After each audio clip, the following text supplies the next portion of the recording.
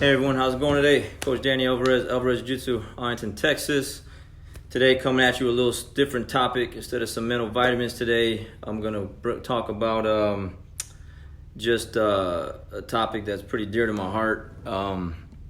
Lately I've had a couple parents that are struggling to with their significant other on whether or not they should put their kids in jiu-jitsu training, where you have one parent that really understands the significance of and the importance of training jiu-jitsu versus the other parent that's never trained before, because the individuals I'm talking about, they have trained or they do train. Either they trained in the past or they currently train now, but the significant other has never trained, so they don't understand the significance and the importance of why to put their child in jiu-jitsu versus, maybe something that's free at the Y, like a karate class or something like that, versus something like this where you have to pay for this kind of service, right? Unfortunately, it's not free. I wish it could be free, but it's not free. Especially if you want like really good quality jiu-jitsu training for your child. So anyways, just try to cut right to the chase. My daughter, Danielle, she's a black belt now. She's a black belt in jiu-jitsu. She's 25. She's a world champion. She's been all over the world competing. She's fought at the highest level. She's one of the best at what we do as far as the female division goes, right? But at one point, at 7 or 8 years old, I wanted her to start training jiu-jitsu. I had already had my black belt, I think at the time, and my family members didn't want me to force her to train. Like, I wanted her to train. And at that time, she was doing basketball and volleyball. And if you heard this story already, that's fine. But a lot of people I know haven't heard this story. But I'm trying to put it in context with everything that's going on lately from the stuff I've been dealing with here at the school. So Danielle's playing volleyball. She's playing basketball. She's really good at it. We got her in select teams. We're doing all kind of private lessons, doing all this other stuff. But I'm doing jiu-jitsu, and I've played from as early as you can. Started playing baseball. My dad put me in sports, and he's either had me in sports or he coached me in baseball or basketball, or had me in something since I could remember. So the team sports are awesome. They're really, really good. You build camaraderie, you build teamwork. You learn how to work together. But the difference between jiu-jitsu and those other sports is the respect factor, and learning how to play basketball and baseball, soccer, football. I didn't know how to defend myself. I didn't know how to take care of myself the right way.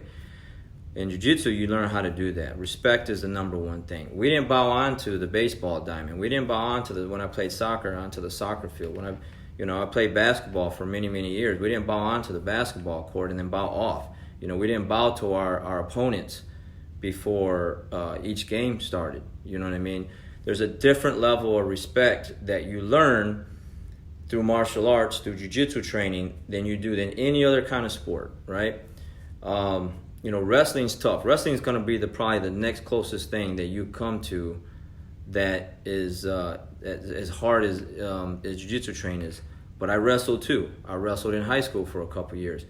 We never bowed onto that wrestling mat. We never bowed off. We were allowed to walk off and on. The coaches had their shoes on the mat.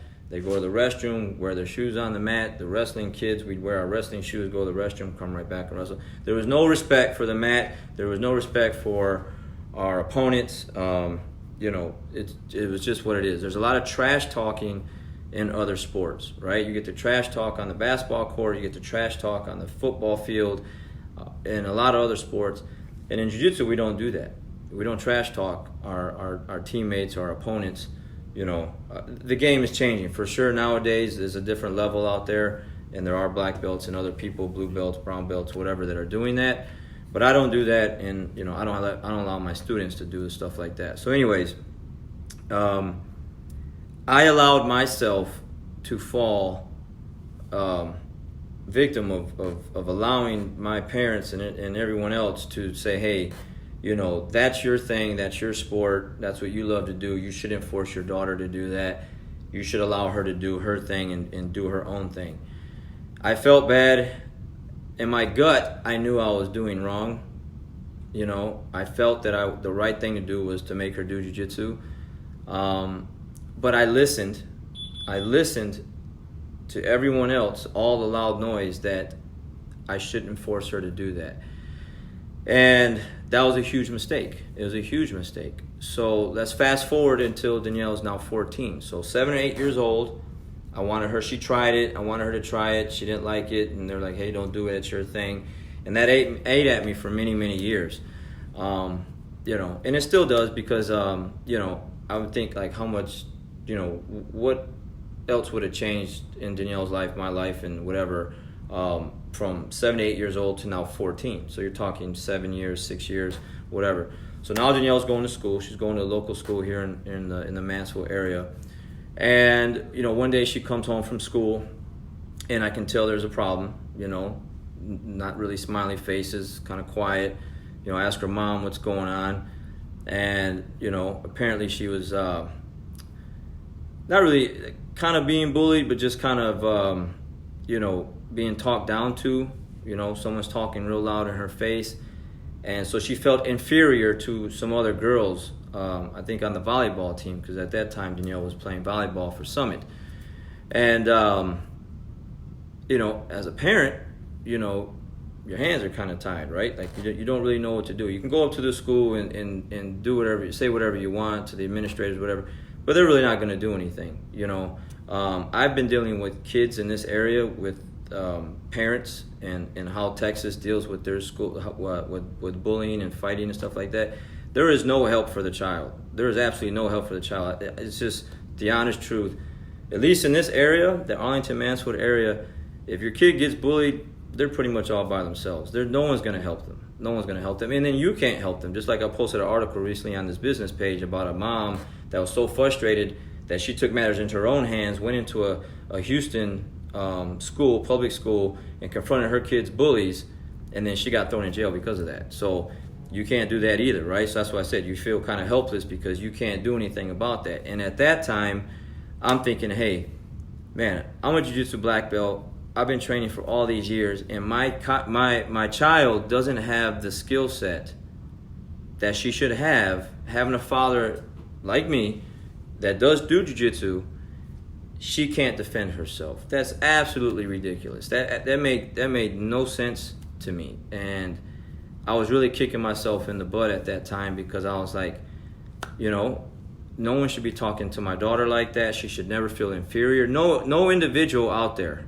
No one, no kid, no person should feel inferior to someone else because they're just running their mouth talking loud. And most of the time, now that we know that I know what I know now, you know, most of the loudest talking people, they can't fight anyways, right? But they talk loud, so it intimidates a lot of people. So what do? You put your head down, you bow down, and then they run you after that because now they know that they can control you that way, right? You know, so that's where I put my foot down and was like, hey, I don't care what anyone says. She's training jiu-jitsu. So that was it. She's going to start training jiu-jitsu. I don't want to hear, there's no more ifs, ands, buts, no debates. The debate's over, like nothing. She's training jiu-jitsu. That's the end of the story, right? And sometimes you just have to do that. Sometimes as a parent, you know what's right and what's wrong. This isn't just like we're playing baseball or we're bowling or playing some. This is just life skills, man. This is something that everyone needs to take care of themselves, because everyone at one point, I'm sure that anyone that's watching or is going to catch this video has been picked on or bullied or punked, right? Because in my day, we didn't call it bullying, we called it punk. You got punked, man. Someone ran up on you, you know, and you know, you just got punked out, and then now you're one of those guys that just got punked, and that's the rumor goes around town.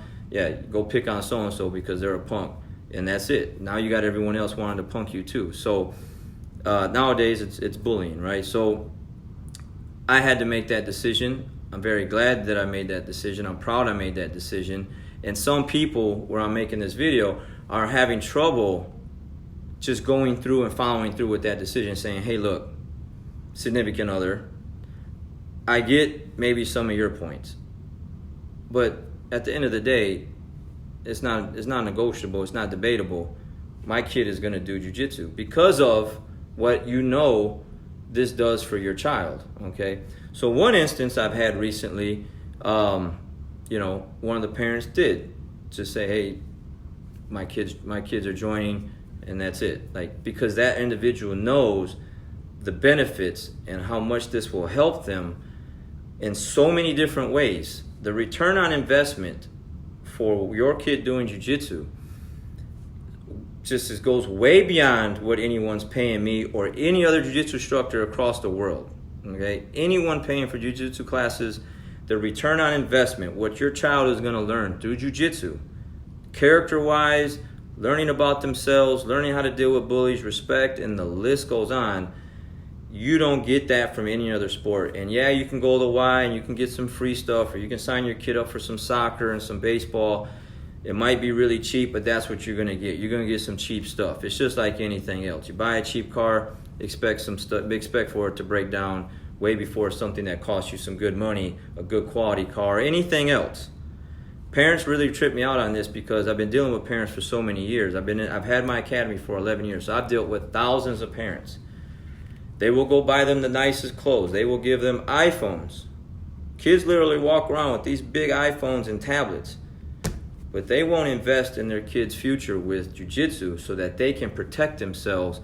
And when anything happens, they have the right to where anyone puts their hands on them or threatens them, that if they have to do something, they can do it and protect themselves. Versus, if you don't give your child that skill set, then you're going to feel like me. You feel helpless. You want to go up to the school. You want to go and confront those girls or those boys or whoever's, picking on your kid. Well, you can't.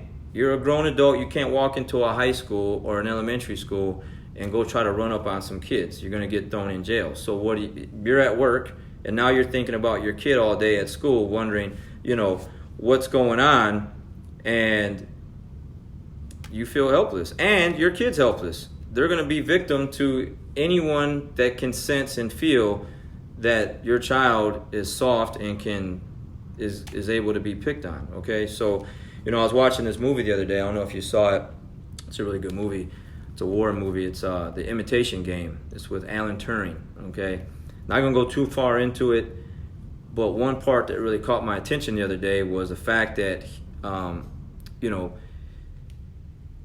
they portrayed him in the movie where he just wasn't really normal. He was a different kind of kid growing up. Didn't have a lot of friends. He had one friend. And these other kids, he went to like a really nice prep school, I guess. They had khakis and the blazers and the tie and that whole thing. It was in London or whatever. And so he's getting picked on, right? So they take the kid in the classroom when there's no teachers around, and they yank up the boards from the floor because they had wooden floors. And they put the kid in there, and they hammer the kid down underneath the floorboards, right? And he's kicking and screaming. And when he's narrating the movie, or whoever's narrating the movie, during that scene, and they say, why do humans love violence? Why do we love violence? The answer is because it feels good. It feels good to hurt other people. It's just the way human nature is. It's just the way some humans are, right? Why do humans just abuse dogs, light them on fire, do this, do that, just do things to other humans that are just foul and just kind of unbelievable? Why would you take a kid and put him underneath a floorboard like that and then hammer him with some screws and nail him down? So while he's in this scene, he's talking, he says, well, if you take away the pleasure of the violence, then it'll just go away. So what happened? He calmed down, controlled his breathing, and he just stopped. So the kids that were hammering him down and they're stomping all over him, over the floorboard, right?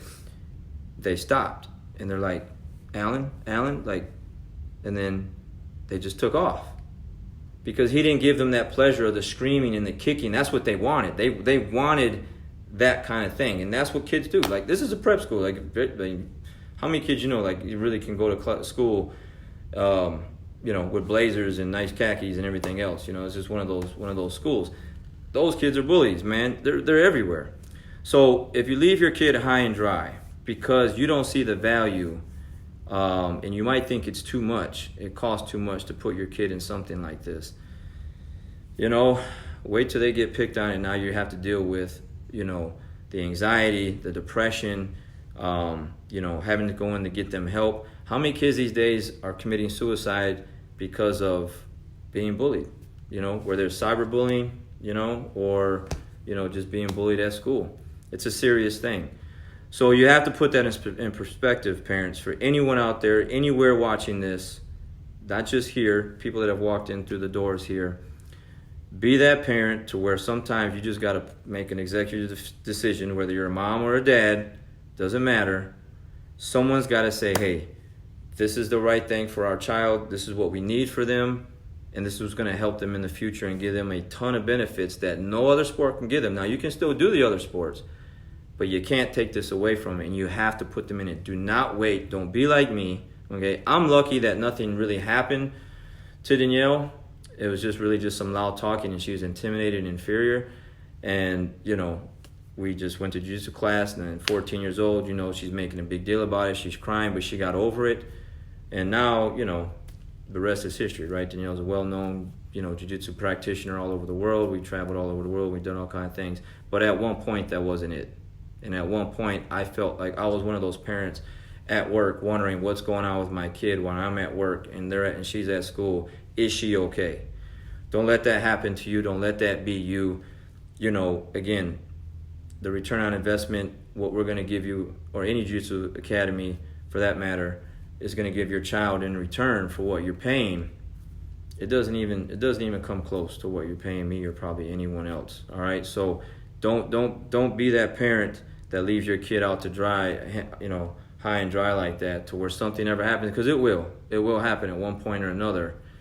Then what do you do then? Now you want to go get lessons? How about you get lessons now, so when that time happens, they can go ahead and protect themselves, all right? So learn from me, learn from that mistake. Again, it wasn't that serious, but it was serious enough to where, like, I wish I would have just kept her in it from the very beginning, from 7 to 8 years old, and I probably would never had that problem to begin with. But to have your child come home with their head down and go into their room and want to cry and shut the door and not come out because something that happened at school is absolutely ridiculous, all right? The bullies out there, they're waiting for your kid. They're waiting for that moment. You know, kids are really smart, and when they feel the opportunity, they'll strike. Will your kid be ready? It's all up to you, all right? You guys have a great day, great afternoon. We'll talk to you again soon.